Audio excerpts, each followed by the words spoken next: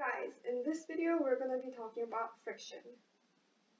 So we said before that friction is a type of force that is opposite in direction of the motion, and it's due to electrostatic interactions at the surfaces between two objects. This is just what it is. I don't think you need to memorize that part, but you do need to remember that friction is always parallel to the surface. And there's two types of friction. Static friction is what acts on a stationary object. What stationary meaning objects that are not moving. So static friction keeps objects in place.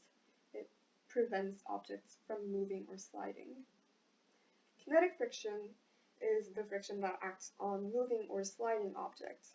And this type of friction causes objects to slow down and eventually stop